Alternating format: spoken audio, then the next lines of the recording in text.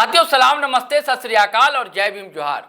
साथियों, खबर दुखद भी है और सुखद भी है। आज के अखबारों में उसकी चर्चा करेंगे। तुलना तो नहीं कर सकते, चर्चा तो करेंगे जरूर। जिक्र जब छिड़ेगा तेरे जुल्फों का तो बात तो कई होगी। तो टाटा नगरी, लौह नगरी 150 किलोमीटर के आसपास है राजधानी से, झारखंड की राजधानी रांची से। वो स्वच्छ शहरों में टॉप 3 में आया है और पास का एक कस्बाई शहर है बुंडू भी आया, उसमें शामिल है। लेकिन अपना रांची पता है आपको, जो 40 की लिस्ट है शहरों की, 37वें पायदान पर है। जबकि पिछले बार एक और ऐसे ही कोई सर्वे आया था तो 32वें पायदान पर था। अब 37 राजधानी है भाई साहब। स्वच्छता का ये हाल है। बरसात जब हुई तो आपने देखा था ना, कैसी कलई जो है साफ सफाई की और निगम की, और ये सारी धुल कर रह गई थी। इसका कारण यह है दोस्तों कि किसी भी शहर में अब तक शहरी सरकार का गठन नहीं हो सका है। इसको लेकर हमारी हेमंत सरकार जो है महीनों से कान में रुई का फाहा डालकर बैठी हुई है, जबकि लगातार फटकार रहा है हाईकोर्ट। अभी फिर हाईकोर्ट ने फटकारी तो लगाई है, एक तरह से डाटा है, फटकारा है। अभी ये क्या तरीका है? क्योंकि आपको पता नहीं, पिछले साल ही कह दिया था कि 3 महीने के अंदर, सरकार ने कह दिया था कि 3 महीने के अंदर हम चुनाव करा लेंगे। स्वर्ण रेखा में और हरमू में कितना पानी आया और बह गया। कई 3 महीने गुजर गए, लेकिन निकाय चुनाव अब तक नहीं हो सका है। अब क्या फटकार मिली है अधिकारियों को, बड़े बड़े आला अधिकारियों को, हम समझते हैं दोस्तों। आज हमारे साथ हैं पॉलिटिकल एडिटर शैलेंद्र सिन्हा, उनसे समझेंगे कि क्या मामला है। जी शैलेंद्र जी, बताएं आप।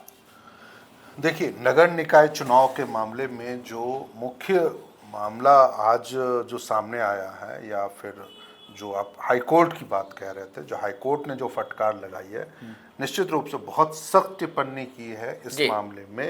एक अवमानना याचिका पर सुनवाई करते हुए, यह अवमानना याचिका रांची की एक जो 55 वार्ड है यहाँ से, उसी में से किसी एक वार्ड की निवर्तमान पार्षद हैं रोशनी खलको, उनकी ओर से दायर किया गया था अवमानना याचिका। और उस पर सुनवाई करते हुए हाईकोर्ट ने सरकार को कड़ी फटकार यह लगाई है, जो वह पिछले साल, जिसकी चर्चा आपने भी की थी, जो आदेश दिया गया था, जो 3 महीनों में आप झारखंड में नगर निकाय चुनाव करवा लें, जो 3 सालों से लंबित है, उसको लेकर के उन्होंने आज, या फिर आप कह सकते हैं जो हाईकोर्ट ने ये कड़ी टिप्पणी की, जो रूल ऑफ लॉ का सरकार गला घोंट रही है।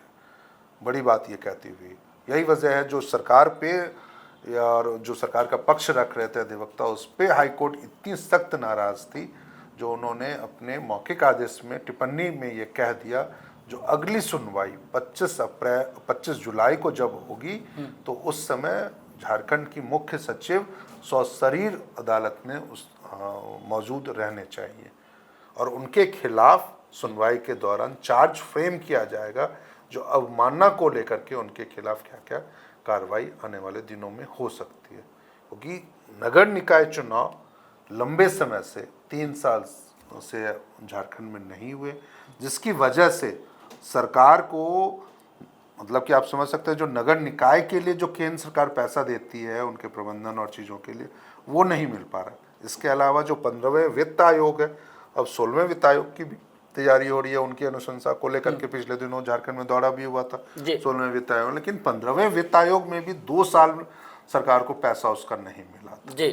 और इस बार तो स्पष्ट तौर पर इन्होंने 16वें वित्त आयोग के अध्यक्ष ने कह भी दिया था, जब तक झारखंड में नगर निकाय चुनाव नहीं होता है, तब तक सरकार को 1 रुपया भी नगर निकाय से संबंधित योजनाओं के लिए नहीं मिलेगा। ये एक बड़ी बात है हाईकोर्ट की। नहीं, क्यों नहीं सरकार करा पा रही? इसके पीछे क्या वजह देखते हैं? कोई कारण सरकार ने सुनवाई के दौरान नहीं रखा। हालांकि बार बार ये आ रही है, जो बातें आ रही थी, जो झारखंड में अब तक पिछड़ा वर्ग आयोग का गठन नहीं हो पाया था, अब तो हो गया, शायद अब हो गया है। जानकी प्रसाद यादव वो बरकट्टा के पूर्व विधायक रह चुके हैं, जेएमएम के सीनियर लीडर हैं। उनको पहले भाजपा में थे, भाजपा के विधायक रहे, फिर जेएमएम में विधानसभा चुनाव, तो फिर अब वो उनके अध्यक्ष बनाए गए हैं। एक मनीष वर्मा हैं, गिरिडीह के नेता हैं कांग्रेस के, उनको सदस्य के रूप में नामित किया गया है। पिछले हफ्ते या 10 दिन पहले की ये बात है। और उसके अलावा 2 सदस्य एक और क्या ट्रिपल सर्वे था, सब कुछ हो गया? ट्रिपल टेस्ट का सर्वे जो है वो सभी जिलों में संपन्न हो चुका है। उसके आधार पर आरक्षण की समय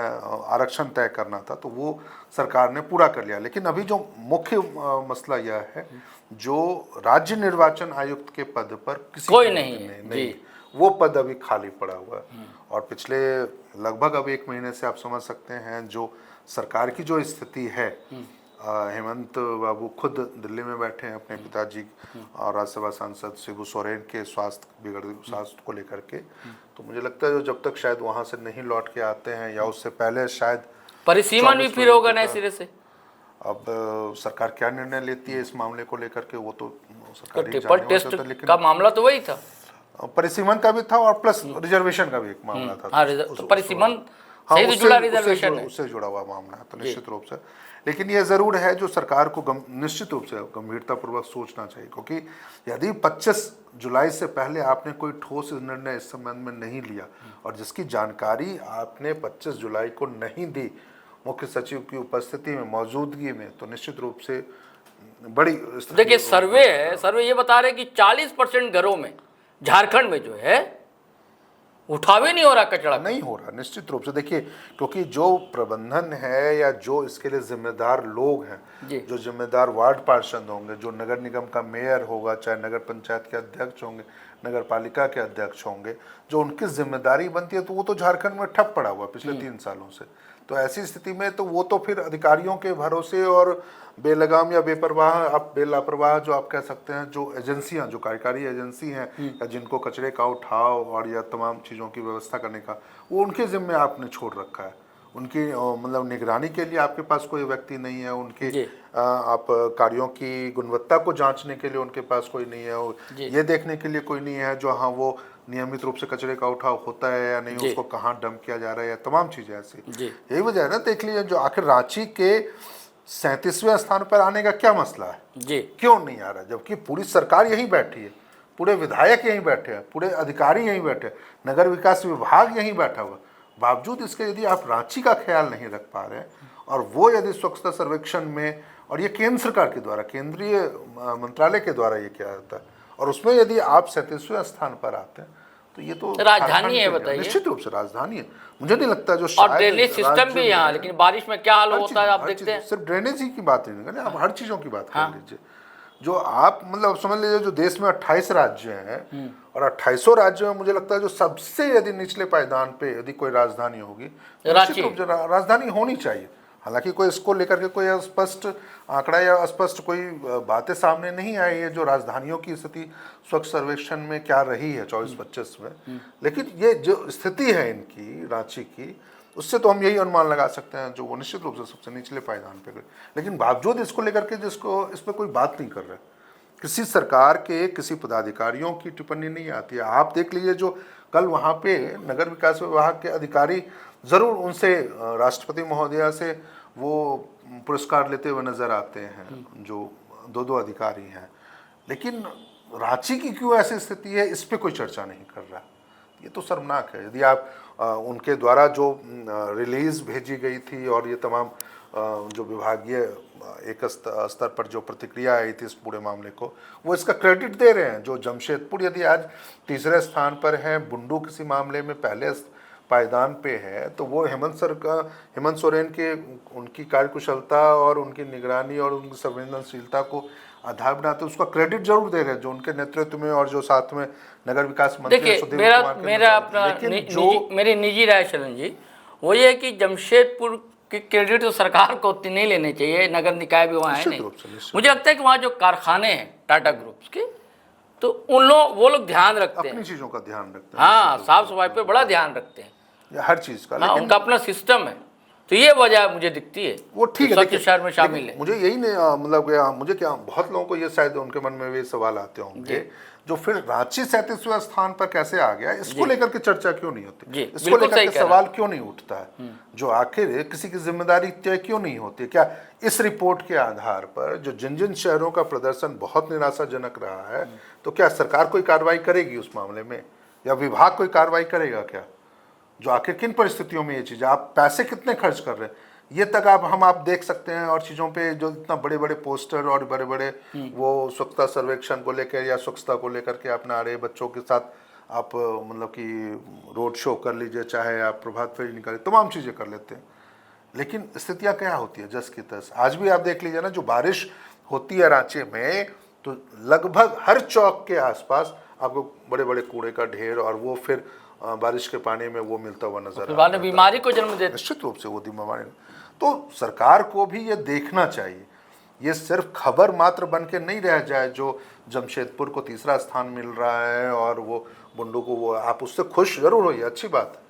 लेकिन यदि रांची 37वें स्थान पर मौजूद है तो इसकी क्या कमियां हैं इसको लेकर के। और इसके अलावा अब आपको तो निश्चित रूप से झारखंड सरकार हाईकोर्ट को जवाब देना है 25 जुलाई को, 25 जुलाई निश्चित रूप से, और वहां बताना पड़ेगा। तो 24 जुलाई को आपको क्या लगता है सरकार कहेगी कि हम चुनाव करा रहे हैं? एक मौका है, इसलिए कह सकते हैं जो 24 जुलाई को झारखंड कैबिनेट की बैठक होने वाली है जी। मुख्यमंत्री एक बार फिर वापस रांची लौट रहे हैं और 24 जुलाई को उस कैबिनेट की बैठक में यदि सरकार ने कोई निर्णय ले लिया, उसके आधार पर यदि तब 25 जुलाई को सरकार अपनी नाक बचाने की स्थिति में हाईकोर्ट में होंगी, जो हमने चुनाव का ऐलान कर दिया, उससे पहले इनके पास ये मौका होगा जो वो राज्य निर्वाचन आयुक्त के रूप में किसी की नियुक्ति कर बैठे।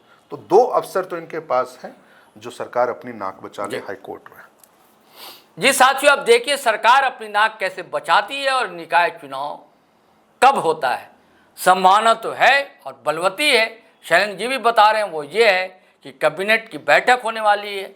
अब देखिए, अगर भाग अच्छे रहे शहरों के नागरिकों के, शहरी नागरिकों के, तो हो सकता है कि मुहर लग जाए नगर निकाय चुनाव के लिए इस कैबिनेट की बैठक में, क्योंकि उसके बाद ही 1-2 दिन बाद ही कोर्ट में हाजिरी भी लगानी है। दोस्तों चलिए, इजाज़त दीजिए, आज्ञा दीजिए। लेकिन जाने से पहले फिर वही आग्रह गुजारिश है कि अगर आपने हमारा चैनल सब्सक्राइब नहीं किया तो ज़रूर कर लें, और सब्सक्राइब कर लिया है तो ज्वाइन बटन दबाना हरगिज़ ना भूलें, और वीडियो धड़ाधड़ फटाफट खटाखट शेयर करें, लाइक करें, कमेंट करें।